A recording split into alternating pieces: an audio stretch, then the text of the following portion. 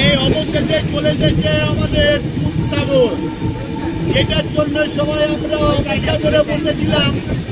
আপনাদেরকে সেই দৃশ্যটাই দেখাবো দুধসাগরের, যেটা কর্ণাটক এবং গোয়ার সীমান্তে একবারে দুধসাগরটা অবস্থিত। এত সুন্দর দৃশ্য আপনারা হয়তো আর কোথাও দেখতে পাবেন না। এইখানে অনেক অনেক সিনেমা শুটিং হয়ে থাকে। আমাদের